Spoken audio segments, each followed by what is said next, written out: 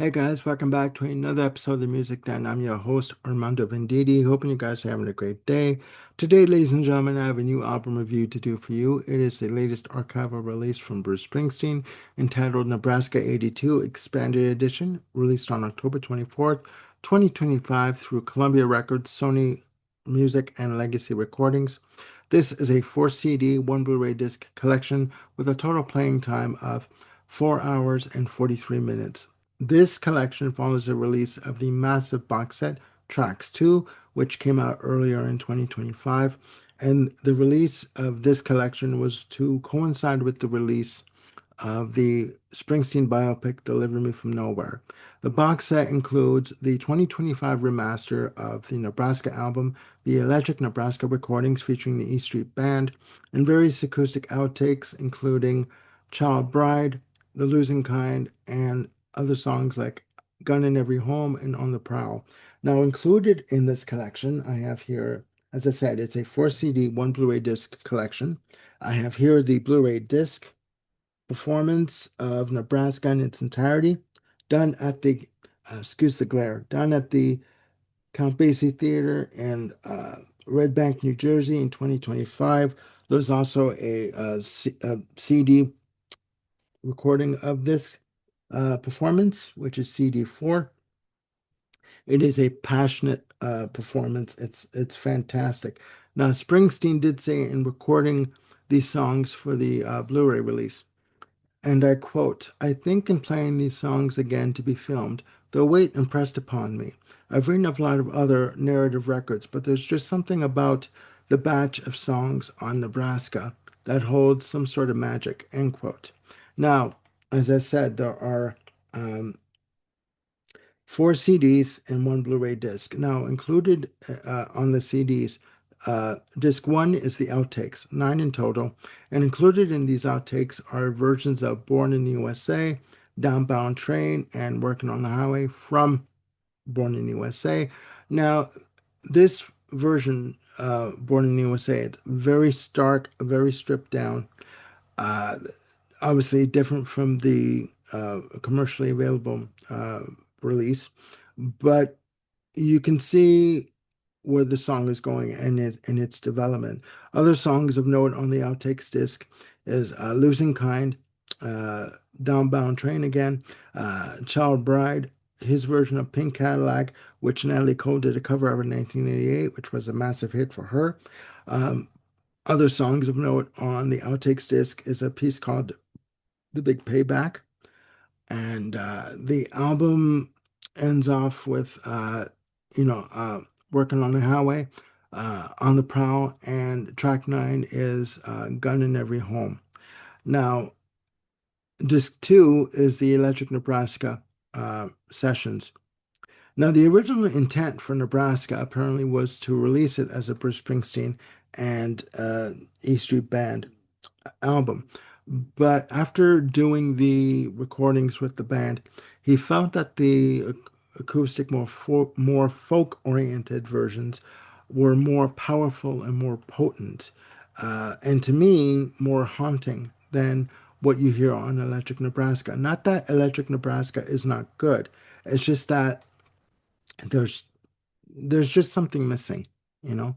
And performing with Springsteen, again, you have Roy Bittan on piano, Clarence Clemens on saxophone, Danny Federici on organ and synthesizer, Gary W. Talent on bass, Steve Van Zandt on acoustic and electric guitar, and Max Weinberg on drums and percussion. So you have the entire band there. Again, the original information I had of the Electric Nebraska was that it was only 2 or 3 members of the E Street Band recording um, on these sessions. And on these in these 8 tracks on Electric Nebraska, you have the title track, Atlantic City, Mansion on the Hill, Johnny 99, Downbound Train, which again would eventually end up on Born in the USA, Open All Night, another version of Born in the USA, which is okay. And it ends with track eight, Reason to Believe. Now, I have the collection here, and I'll show it to you if you'll have patience with me for 1 second.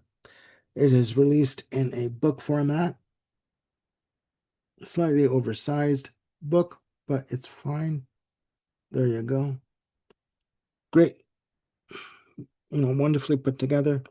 The CDs are housed in separate envelopes. As I show you, again, forgive my stubby fingers. And here you see the CDs that are housed at the top of the sleeves, so you can easily access them. And you see the names of the albums are listed at the bottom of the sleeves. All right. And there are pictures in here and essays. There's a specific essay written by um, Eric Flanagan in June of 2025 for the release. You also have handwritten lyrics and pictures throughout the collection of Springsteen at home working on the songs. This is a fantastic collection. And this collection has been talked about for quite a while that he was working on it. In the summer, this past summer, he did reveal in an interview that Springsteen is working on a new solo album to be released in 2026. And he's also working on a Tracks 3 box set, which will be released within the next 3 years. Okay. But for anyone that's a fan of Nebraska, which at the time when it was released, it really didn't get much.